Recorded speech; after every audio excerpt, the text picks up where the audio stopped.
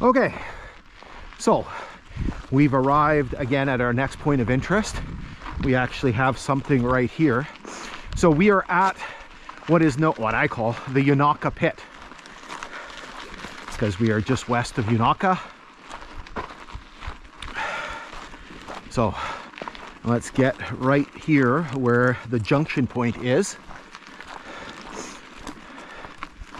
So you can see we've got a trail going that way, and this piece coming out, you can see how the little ridge here has been cut.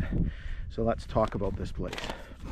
All right, so again, I call this the Unaka Pit, located at milepost 146.3 or 117.2 on the Graham subdivision. So this was a large ballast pit, and it's on the north side of the grade. It was between 2,000 and 2,500 feet long. Now here's the conundrum. It only shows up on one timetable, okay? And I'll talk about that when I sort of walk you through it. It only shows up in the 1915 timetable, and it shows it's one of 3 pits in the area. So basically there was one at Dona, there was one at Horn, and there was one here. Now the big question I had was, where the heck was this thing located? I sort of had a little bit of an idea, and then LiDAR to the rescue.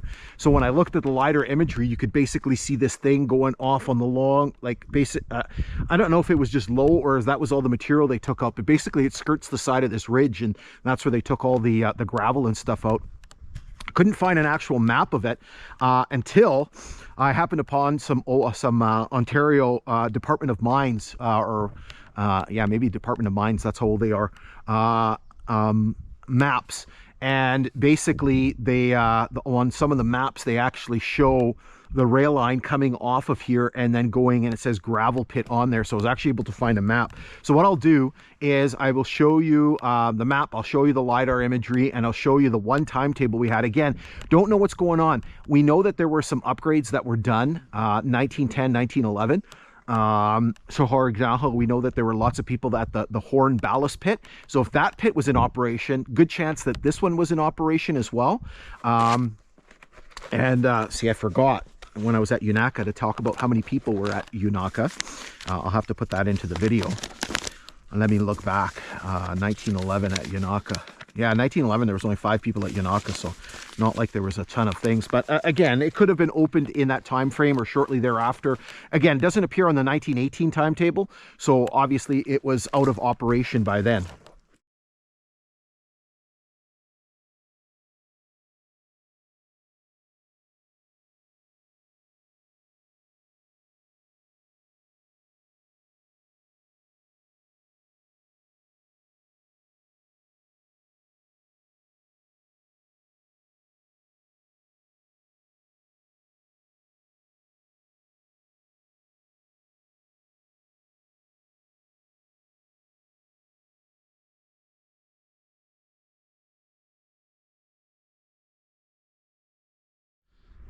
Okay, here we go. Down the Unaka Pit spur. So, as I mentioned, we recorded this last year, but it was after we did one of the hikes, and it was bright and sunny. So she didn't turn out very well. You can see what's left of a telegraph pole here. And try to go a little farther this time, too.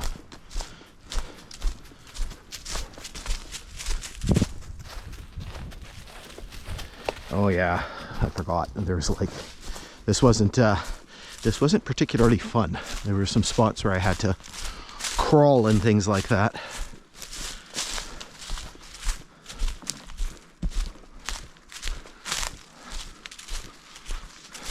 You can actually make out the indentations from the ties.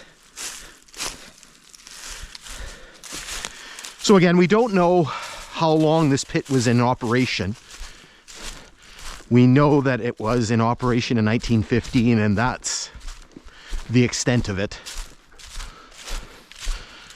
I don't have any timetables earlier, and the next employee timetable that I have is 1918, and it doesn't show up on there. So here, we basically had probably a wooden box culvert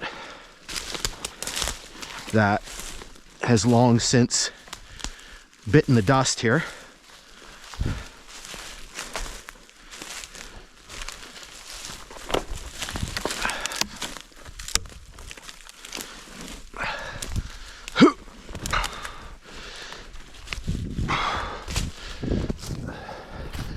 Hopefully the camera's okay. I'm always paranoid with this head strap.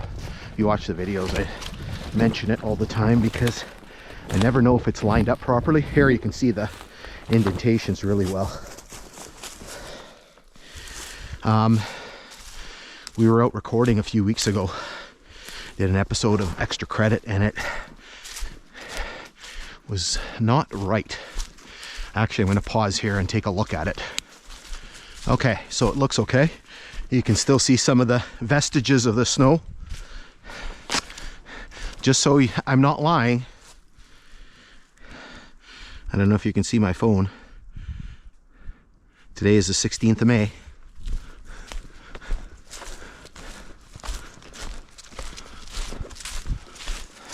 Again, indentations from the ties here. Very, very pronounced. Don't remember how long this spur is. 2,000 feet, 2,500 feet, something or other like that. When we recorded the one in the fall, it was much chillier, much warmer. Today is rather chilly. On the drive, because we had to detour and go the long way through Sioux Lookout, come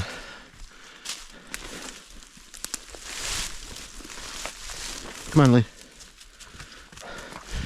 It was about 10 degrees or so, 10 Celsius on the highway, the main highway, the Trans-Canada Highway, and then to go to Sioux Lookout, you have to drive up to close to Wabigoon, close to Dryden, and then you turn north on Highway 72. The temperature kept dropping. By the time we got to Sioux Lookout, it was 4. And there was like snow showers coming down. Here, there's every once in a while you get a little bit of spitting. Yeah, lovely. I hate walking in my rubber boots. Put the rubber boots on because I don't know if it's wet or anything in here.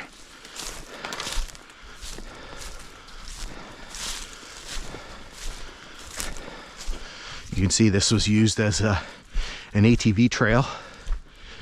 You can see how well defined the right-of-way is here. It gets a little worse further ahead if I remember. I don't remember that if these are new or if these old things knocked down.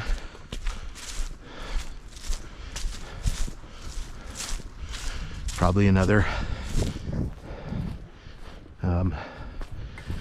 box culvert here, wooden box culvert that's gone.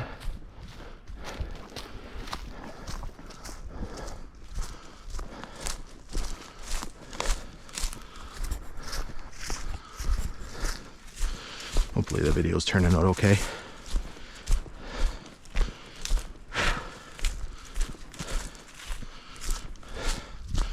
Don't want to redo this again.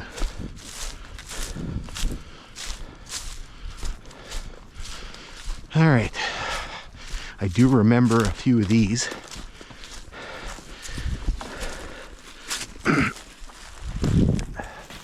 The ground is very dry, which is surprising because we've had some rain off and on, and there was a lot of snow this winter.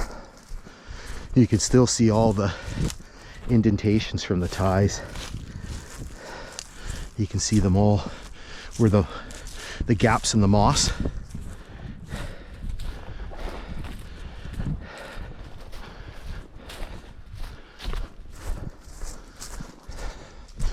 We'll see what tomorrow brings. I'm hoping it's going to be cloudy, but that's why we're trying to do all of this legwork today. What time is it?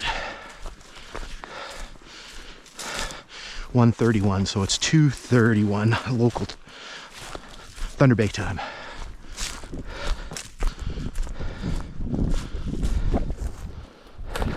get into these open spots and you can really feel the wind. It's a cold north wind. Are you stuck, Looney? Wait.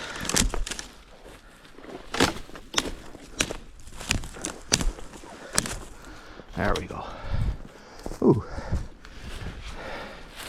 Some trees have fallen down.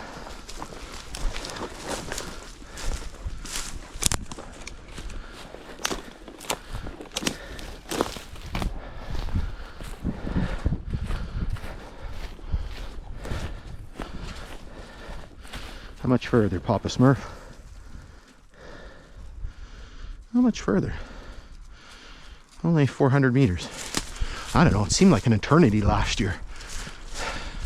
You can see they're logging over here. I think I remember that last year.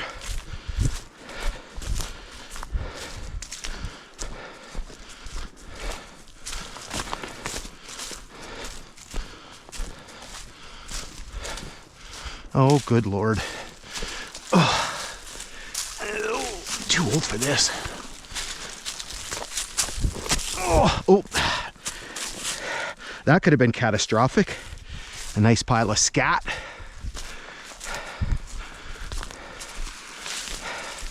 Then he just sneaks her way under. We're gonna go over.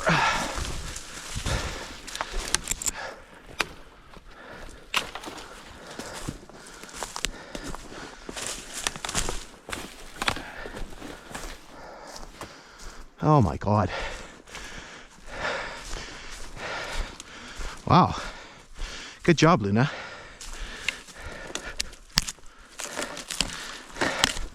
For 8.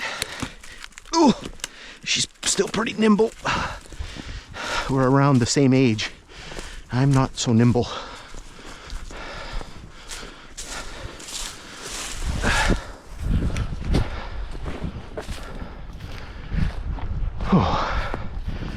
So I'm guessing, if I had to guess, that this spur was used.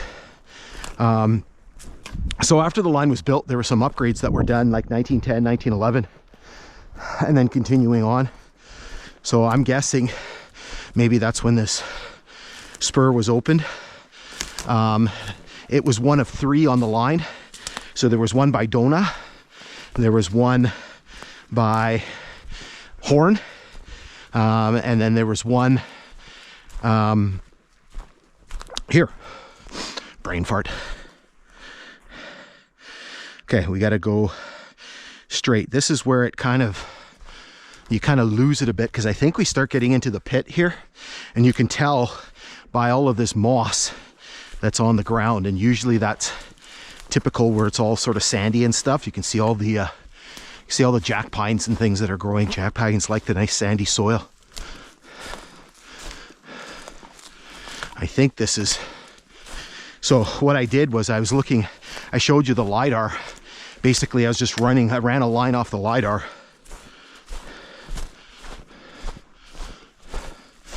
You can see we're kind of in the middle here. You can see kind of tiers kind of going back.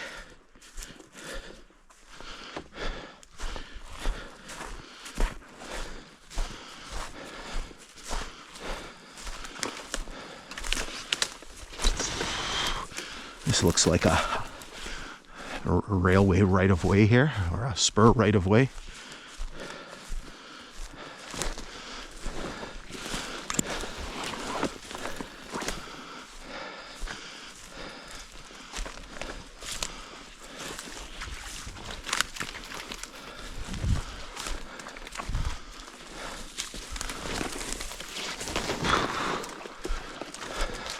It's one of those stupid days too where I got a couple layers on and I'm melting. And then, because when you get out in the open, then you're cold.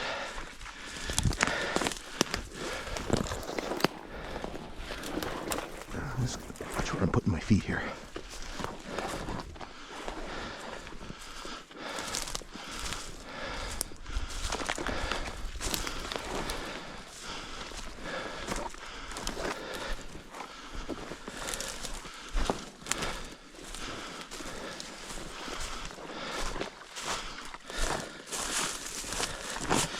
can see all the gravel in here.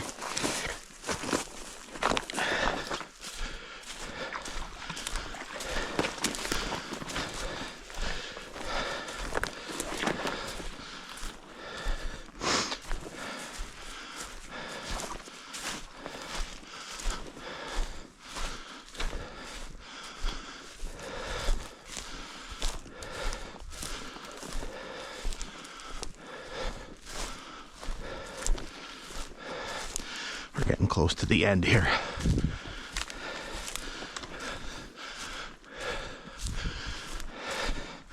See all the moss you can see under this tree here, and all the gravel.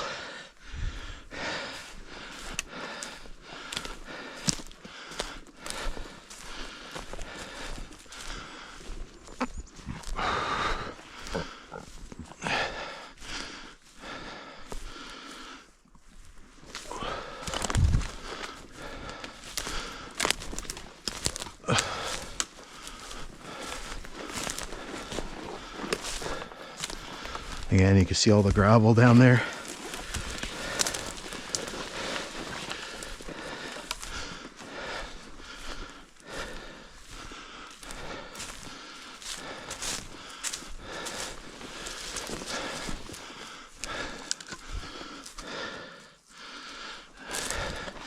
According to the GPS, I gotta be down here a little bit more.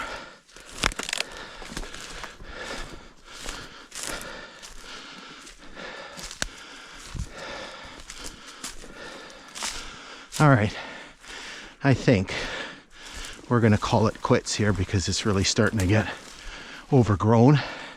If we go over here, you can actually see the sides of this ridge that they dug out of. Oh, look at this. Got a nice little trail here.